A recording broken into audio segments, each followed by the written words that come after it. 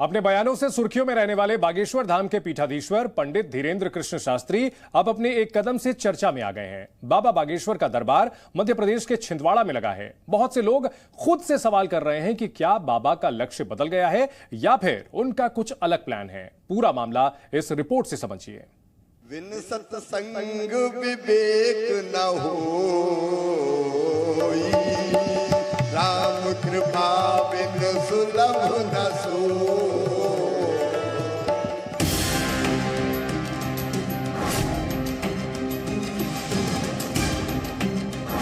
पहले नतमस्तक शिवराज,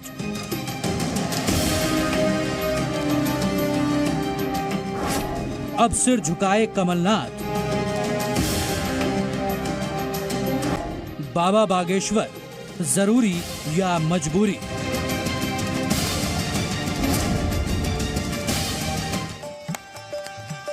ये सवाल इसलिए क्योंकि कल तक लग रहा था कि धीरेन्द्र शास्त्री सिर्फ एक पार्टी के सहारे आगे बढ़ रहे हैं, उसी पार्टी की भाषा बोल रहे हैं और उन्हीं के एजेंडे पर काम कर रहे हैं। इसकी वानगी भी बार बार देखने को मिली।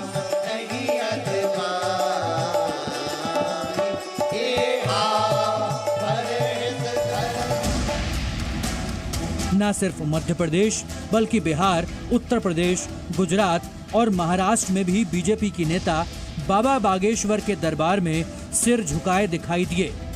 लेकिन अब ऐसा लग रहा है कि मध्य प्रदेश की सियासत का सिनेरियो बदलने लगा है और इसलिए क्योंकि कल जो देखने को मिला वो अपने आप में हैरान करने वाला था। बार बार हिंदुओं और हिंदू आस्था के खिलाफ बयान देने वाले कांग्रेस के वरिष्ठ नेता और मध्य प्रदेश के पूर्व सीएम कमलनाथ बाबा बागेश्वर के सामने नतमस्तक नजर आए। न सिर्फ कमलनाथ बल्कि उनके बेटे और कांग्रेस सांसद नकुलनाथ भी अपने परिवार के साथ स्टेज पर मौजूद थे। बाकायदा बाबा धीरेन्द्र शास्त्री की आरती उतारी गई।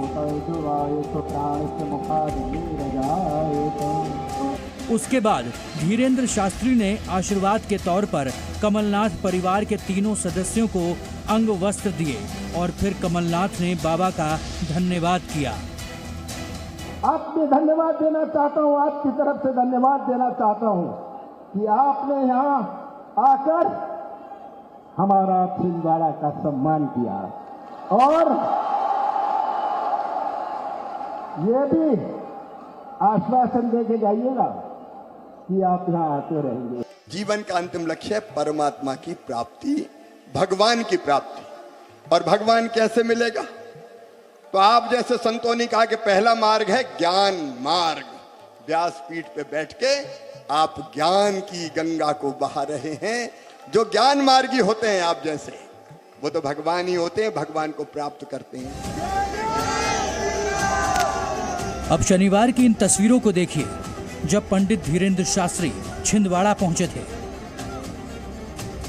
इन तस्वीरों को देखकर बाबा बागेश्वर के बहुत से भक्त, खासकर हिंदुत्व के एजेंडे पर उनके साथ जय श्री राम का उद्घोष करने वाले बहुत हैरान हैं कि आखिर बाबा को ये क्या हो गया? क्या बाबा ने पाला बदल लिया है? आखिर बाबा के मंच पर कांग्रेस के बड़े नेता कैसे? इन सभी सवालों के जवाब आपको आगे देंगे। पहले तस्वीरों के मायने समझिए। छिंदवाड़ा कांग्रेस नेता कमलनाथ की कर्मस्थली है और कांग्रेस का बड़ा गढ़ माना जाता है। कमलनाथ के बेटे नकुलनाथ भी यहीं से सांसद हैं। छिंदवाड़ा की कांग्रेस के लिए क्या अहमियत है उसे यहाँ के राजनीतिक आंकड़ों से समझिए। छिंदवाड़ा में विधानसभा की कुल 7 सीटें हैं और ये सभी सीटें कांग्रेस के पास हैं।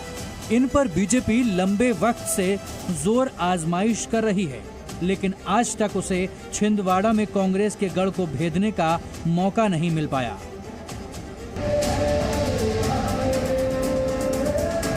हिंदू राष्ट्र बनाने की मांग हो या लव जिहाद और धर्मांतरण के खिलाफ कठोर कानून बनाने की मांग, धीरेन्द्र शास्त्री ने खुले मंच से सभी बयान दिए और इन बयानों से बाबा बागेश्वर हिंदुत्व का सबसे बड़ा चेहरा बनकर उभरे।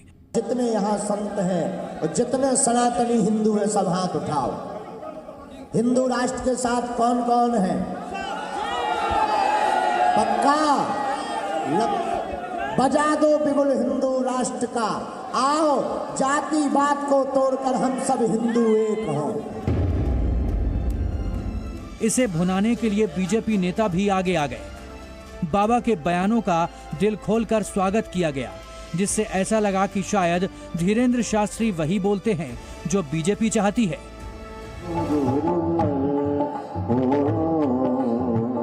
लेकिन शनिवार को छिंदवाड़ा में जो हुआ वो देखने के बाद लगा कि कोई पार्टी बाबा को नहीं बल्कि बाबा बागेश्वर ही इस वक्त पार्टियों को चला रहे हैं।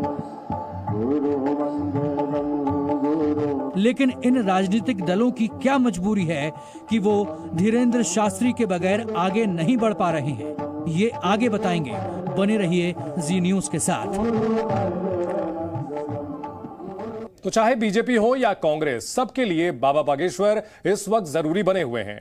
शिवराज से लेकर कमलनाथ तक सबके सब धीरेंद्र शास्त्री के दरबार में हाजिरी लगा रहे हैं। जो धीरेंद्र शास्त्री चाहते हैं वही बीजेपी की चाहत है, लेकिन कांग्रेस को ना चाहते हुए भी बाबा की वंदना करनी पड़ रही है। तो उसकी वजह है मध्य प्रदेश का विधानसभा चुनाव।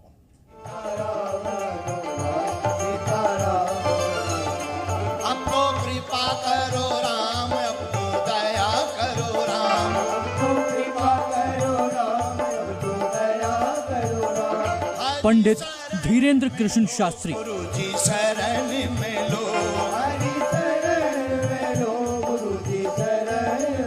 बालाजी को पाना चाहिए, वो नाम जिसे कल तक कांग्रेस कटघरे में खड़ा कर रही थी।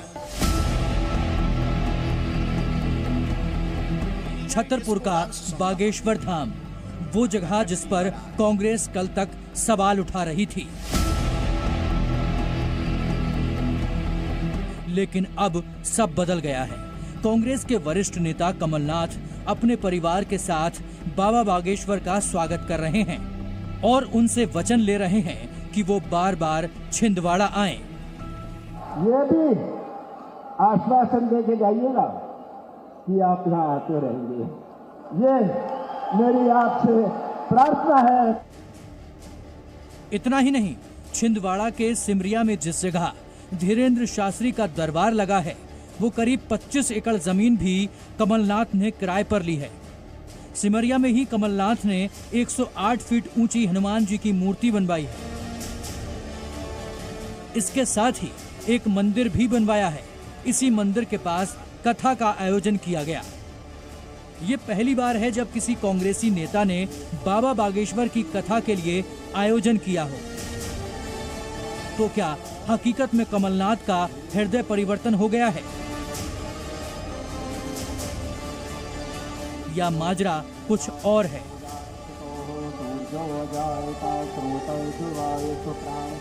तो हम बताते हैं इसके पीछे की असली वजह। दरअसल कांग्रेस का फोकस बाबा नहीं बल्कि मध्य प्रदेश की 90% हिंदू आबादी है। 15 साल से मध्य प्रदेश में सूखा झेल रही कांग्रेस को 2018 के विधानसभा चुनाव में जीत के बाद सत्ता का स्वाद जरूर मिला, लेकिन सिर्फ कुछ वक्त के लिए। 5 साल मेहनत करने के बाद बनी कमलनाथ की सरकार 15 महीने भी नहीं चल सकी और 20 मार्च 2020 को उन्होंने इस्तीफे का ऐलान कर दिया। कमलनाथ की सरकार गिरने की कई वजह हैं, लेकिन फिलहाल कांग्रेस के सामने अगले चुनाव के लिए जो सबसे बड़ी चुनौती है वो है बीजेपी का हिंदुत्व वाला एजेंडा। शायद इसी का तोड़ निकालने के लिए कमलनाथ ने बाबा बागेश्वर का दामन थाम लिया है। पिछले 1 साल में धीरेंद्र शास्त्री का प्रभाव मध्य प्रदेश के लोगों पर ज्यादा पड़ा है। सिर्फ छतरपुर ही नहीं, उसके आसपास के ज्यादातर जिलों में उनका असर दिखाई देता है। इसी को भुनाने के लिए कमलनाथ ने बाबा की कथा का कार्यक्रम आयोजित किया, हनुमान की मूर्ति बनवाई और मंदिर भी बनवाया। अब क्योंकि इस साल के आखिर में विधानसभा चुनाव होने हैं, ऐसे में कांग्रेस ने हिंदुत्व का चोला ओढ़ना शुरू कर दिया है। ये हम नहीं बल्कि केंद्रीय मंत्री ज्योतिरादित्य सिंधिया कह रहे हैं। चुनाव आता है तो कथा कराने में सब लोग लग जाते हैं। इनका असली रूप आप भी और भारत की जनता भी जान चुकी है। चुनाव आता है तो कथा वाचन के लिए सभी को बुलाते हैं और चुनाव के पहले उन्हीं लोगों पर अनेक तरीके के प्रश्न का प्रहार करते हैं और चुनाव के बाद धर्म को पूरी तरह से भूल जाते हैं। ज्योतिरादित्य खुद कांग्रेस छोड़कर बीजेपी में आए हैं और बीजेपी उन्हीं के जरिए कांग्रेस के गढ़ छिंदवाड़ा को भेदना चाहती है। इस बात का इल्म कांग्रेस को भी है।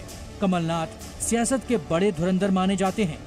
शायद इसलिए उन्होंने बीजेपी के हिंदुत्व वाले हथियार को ही अपने लिए इस्तेमाल करने का दांव चला है। उधर खुद दतिया में कथा करा रहे मध्य प्रदेश के गृह मंत्री नरोत्तम मिश्रा ने छिंदवाड़ा के कार्यक्रम को चुनावी कथा बताया और कमलनाथ को चुनावी हिंदू कह डाला। कांग्रेस के जितने लोग हैं ये इच्छाधारी हिंदू हैं। ये कथा की बात, मंदिर जाने की बात इनको सिर्फ चुनाव में ही याद आती है। चुनाव समाप्त, इनके मंदिर समाप्त हो जाते हैं। अच्छा बताइए, अभी पिछले 4 साल में इनने कथा क्यों नहीं कराई थी? अभी क्यों करा रहे? अब जैसे हम कथा दतिया में करा रहे हैं, वर्षों से करा रहे। ज्योतिरादित्य सिंधिया और नरोत्तम मिश्रा ने कांग्रेस के हिंदुत्व वाले एजेंडे पर सवाल उठाए तो कमलनाथ ने भी करारा जवाब दे दिया। मैंने 13-14 साल पहले हनुमान मंदिर बनाया, सबने देखा है इनके पेट में क्यों दर्द होता है। मैं मंदिर जाता हूँ, बीजेपी के पेट में दर्द होता है। मैं कोई प्रार्थना करता हूँ, बीजेपी के पेट में दर्द होता है। क्या इन्होंने एजेंसी ली हुई है, ठेका लिया हुआ है धर्म का? चुनावी साल है, सबके अपने अपने दांव हैं, लेकिन एक कॉमन है, पंडित धीरेन्द्र कृष्ण शास्त्री। अगर बाबा के जरिए कमलनाथ का हिंदुत्व कार्ड चल गया तो बीजेपी के खाते में जाने वाले तमाम वोट कांग्रेस को मिल सकते हैं। लेकिन यहाँ सवाल कांग्रेस का नहीं बल्कि बाबा बागेश्वर का है कि वो किस तरफ हैं।